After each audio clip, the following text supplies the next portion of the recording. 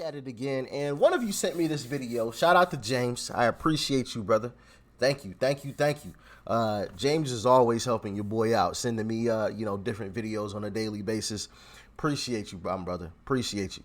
But we got a little bit of an education today because, obviously the left has constantly been spewing out a bunch of lies on what type of government we actually live in, right? So it's time that we dispel the lie. But before we hop into it, make sure you guys hit that like button. And if you are not subscribed to the channel already, hit that subscribe button down below and join the family. All right, join the family.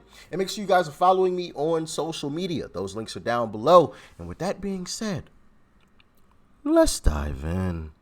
This is not just a crisis of Roe. This is a crisis of our democracy. I mean, they are quite literally trying to dismantle democracy. Our democracy. That lying, never mind. This is a crisis of our democracy. I mean, they are quite literally trying to dismantle democracy. Our democracy is what is at stake. Protecting our democracy. And the greatest democracy on earth. Our democracy. Our democracy. Our democracy. So the rest of us can continue to live in a democracy.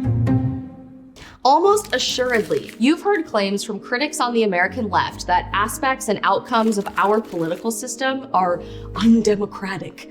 This tends to happen when, for instance, a new law or judicial ruling is not supported by popular opinion, or when a politician is elected by winning the electoral vote, but not the popular vote. Get rid of the Electoral College and everybody. The basis of these claims is essentially that a democracy should reflect popular opinion in almost every respect. But it's worth asking, is that what a democracy is designed to do? A democracy is a political system in which the people have an electoral say in the legislation. By that definition, the definition, giving the people an electoral say is what a democracy is designed to do. And that electoral say means that popular opinion is an important factor in the governance of a democracy. But if popular opinion was the only factor that mattered, that wouldn't be democracy. That would be pure majoritarianism. With pure majoritarianism, popular opinion dictates that whatever the majority want, they get. And that might sound fair. Nah, that could turn out to be very, very bad. Okay? That could turn out to be horrible. All right? Yeah. For example, if you wanted to take like the left right now, right? I would assume that more people, if you took a poll, just a random poll, didn't tell people anything, didn't educate anybody on anything, more people would say, hey, I agree more with the left than the right. So the left could just vote and say, hey, we're just going to banish everybody on the right. We're going to, ride out into the middle of the ocean and toss them all overboard. Sounds horrible, doesn't it? So yeah. Not such a great idea, but let's continue. Unless you happen to have heard of history, which is replete with instances of majorities bulldozing the rights of minorities on the basis of race, religion, ideology, geography. It goes on and on. Man's capacity for abusing his fellow man knows almost no bounds. But perhaps you're not familiar with history and you still think pure majoritarianism sounds like a good idea. After all, what could be bad about a political system governed solely by popular opinion? Popular is right there in the name. But the problem is, so is opinion. And if you've ever met anyone with opinions, well, you know that opinions can get messy. They change. Sometimes they change rapidly and significantly. Sometimes they change and then change back. And sometimes they are based on misinformation, lies, or even malicious propaganda. True misinformation. If pure majoritarianism somehow avoids becoming a weapon with which to commit gross human rights violations, it's still an engine for chaos, generating cycles of debate that never actually settle on anything. Or, worse yet, a tool to be manipulated by malicious forces. A flimsy raft tossed around the sea by the winds of popular opinion and waves of treachery. And to be fair, it's hard to imagine that critics on the left are actually advocating for pure majoritarianism. It's not difficult to understand its perils and to appreciate that in order to avoid being tossed around by popular opinion, a democracy must be fashioned into a more seaworthy vessel. But what kind of vessel? Is it a gondola, a cutter, a battleship? That's where the real disagreements take place. The ship known as the United States, the USS US, was fashioned by the Founding Fathers, who started from a historically rare place. They weren't taking over an existing government, they were creating one from scratch.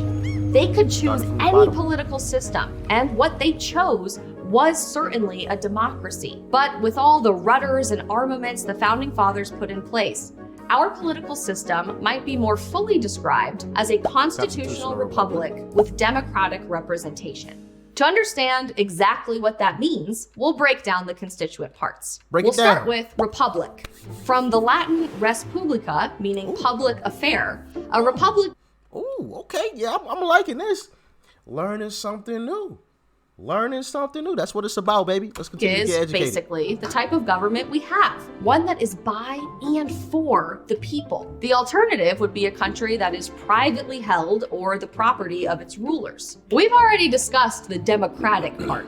By virtue of the fact that we, the American people, are given an electoral say in our legislation, the United States is a democracy. But when we say democratic representation, we are specifying that the United States is a representative democracy, as opposed to a direct democracy. That's because our electoral say comes from the fact that we vote on who represents us in both the legislative and executive branches, where laws are made and enacted. This is one of the many mechanisms the Founding Fathers put in place to protect us from being tossed around by popular opinion, in that upon being elected, our representatives have the autonomy to make their own decisions. We get to choose who is making decisions, and we have recourse if we don't like their decisions, because our representatives must regularly run for re-election. But at the federal level, we, the American people, are not making decisions about legislation. Of course, at the state and local levels, there are instances in which we engage in direct democracy by voting on various referendums. Because it's a gross misappropriation of funds. The Founding Fathers designed our political system to be more adaptable to popular opinion as we move from the federal to the local level. Smaller populations can get more specific in crafting laws to meet their needs. Because if a local government begins to become something that we find disagreeable, we have the option to move. That's true of state governments too. Home prices, that's the big driver. It is causing tens of thousands of Californians to seek out new places to live right here in the Lone Star State. It's a brilliant application of the free market concept, allowing state and local governments to compete for businesses and populations. But because they're California is losing quite a bit.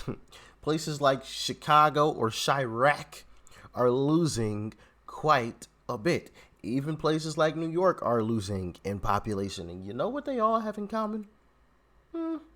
Yeah, exactly. Yeah. All run by the left. There's only one federal government. Anything done at that level will affect every American. That is why, if local governments are designed for quickness and maneuverability like a speedboat, the federal government is designed to be slow and heavy. Changing its course is difficult, taking tremendous time, energy, and willpower. One example of this is the filibuster. Critics on the left love to point to the filibuster as an example of our political system being undemocratic, pretending like it's unconscionable that there would be a procedure specifically designed to delay and prevent the legislative process. We've got to end the filibuster and let majority rule. But truly, it's only pretending, as evidenced by the untold number of times the left have used and defended the filibuster.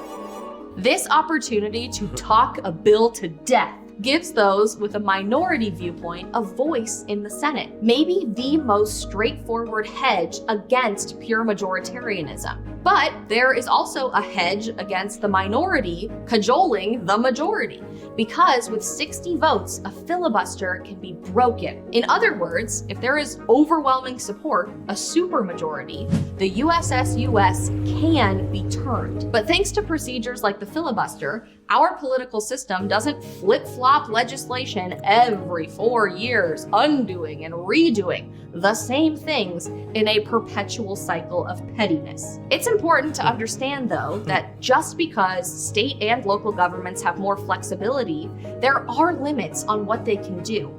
And that's where the constitutional part of constitutional republic with democratic representation comes in. The idea of republics and even democracies predates our political system, but the Constitution of the United States marks an innovation of thought. It's the Founding Fathers' most important contribution to societal evolution, laying out the ideals that exist at the foundation of this nation.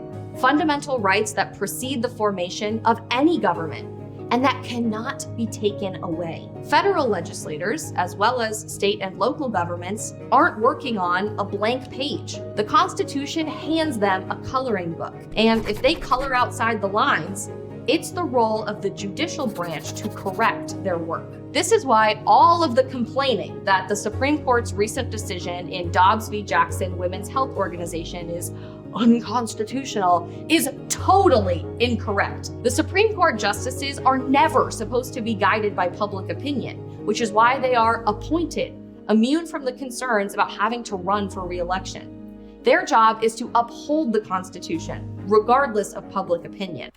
I didn't know that. Interesting. I mean, there's just so much, but just that fact as well, you know? They're appointed, not elected, so that they can't be swayed by public opinion. I mean, when you really break it down, yeah, the entire government is a very complex machine that was well thought out. Now, obviously, there's flaws, and of course, nothing in life is perfect, but man, to have come up with something like this is honestly incredible.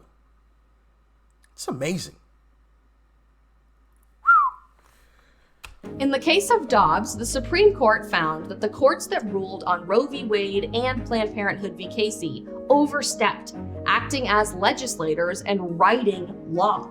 They corrected that error by returning the issue of abortion to the state level. And if Americans truly believe that abortion is a right, there's recourse for that. A supermajority of representatives in Congress could pass a constitutional amendment making abortion the law of the land. Such a notion certainly did not belong to the Founding Fathers. It would have been unthinkable. But they had the humility and foresight to understand that the morals of their day might not be the values of tomorrow. The political system they designed is made to moderate between the countervailing concerns of stability and popular opinion, while always protecting our fundamental rights. Thomas Sowell said, "There are no solutions. There are only trade-offs." Critics on the left should exercise. Shout out to Thomas Sowell, man. Shout out to Thomas Sowell. Love to see him getting some recognition. That is for darn sure. For darn sure. We gotta, and I think I tweeted this out a while back, we gotta make sure we give Thomas Sowell his flowers while he's still here. You know, this is a fantastic man with a mind like none other. You know, so man, major salute to Thomas Sowell. Some humility and foresight of their own by trying to understand the wisdom behind the trade-offs the Founding Fathers made when fashioning this ship. It seems they recognized that wisdom when the filibuster, Supreme Court, Electoral College, or our system of checks and balances work in their favor. But it's worth a reminder that it is the functions of our political system that make it democratic, not the outcomes. But if they still want to claim that our political system is undemocratic, the question becomes, what is the superior alternative? Clearly, it's not a monarchy or a dictatorship or pure majoritarianism. And if you think pure majoritarianism is bad, a European parliamentary system where a political party with a quarter of the popular vote makes decisions for the entire country is no better. Our federalism ensures that people in New York don't have to live under the laws that work for Wyoming, and the people in Wyoming don't have to live under the laws that work for New York.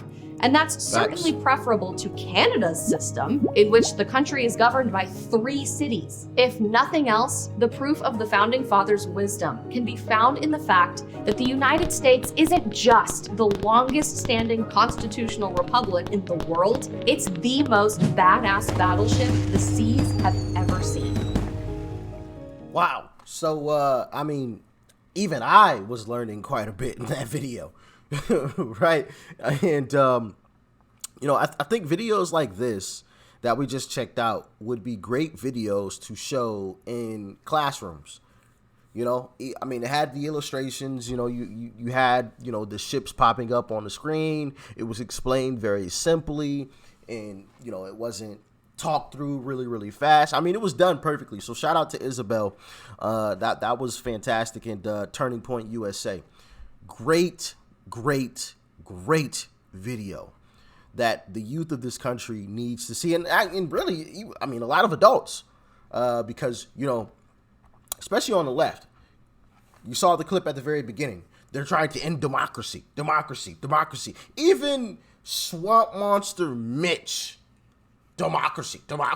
You know, there was a clip of Mitch, which I was surprised about to see Mitch McConnell anywhere. You know, he's like hiding out somewhere, and you never see Mitch anymore. You see Nancy and Chuck. But discussion for another day. We've already had that discussion. You know, democracy. We live in a constitutional republic. And, you know, up until, you know, maybe about a year ago or so, you know, I used to say democracy myself. I still say democracy from time to time, you know, just when I'm just like speaking, but without really thinking about what it is that I'm saying. But, you know, if I ever got into like a deep conversation about it, constitutional republic would pop back up. Like, no, it's not a democracy. It's a constitutional republic. But I also like what she said there, a constitutional republic with democratic representation. Perfectly said. And, you know, this video should be required to be watched in all classrooms across America. But of course, the left doesn't want kids to be educated. They want a bunch of mindless zombies so that they can lie to them whenever and however they want. That's what I believe. What do y'all think, though? And how do you feel about this video? Do you think it was great? Do you think it was terrible? Do you think it had bad information? I thought it was awesome. From top to bottom. Like I said, you know, it was explained in a very simple format, easily digested, I should say. You know, it wasn't, she didn't throw out a bunch of big words and over the top phrases or anything like that. She even threw a plug for a great like Thomas Sowell, which is also fantastic. I love how, you know, she had the battleships on there to kind of represent what exactly she was saying so people could see and not just hear what she was saying. I love that. You know, it wasn't sped through. She was talking at a good steady pace throughout, so people didn't get too lost. So I thought this, you couldn't have done any better. I mean, if I had to criticize this in any way, maybe a few more pictures or drawings popping up from time to time. But other than that, I mean, this video was perfect in my humble opinion. But as always, y'all let me know what y'all think in the comment section below. Like, share, comment, and of course, hit that subscribe button before you go. Peace and love. I'm out.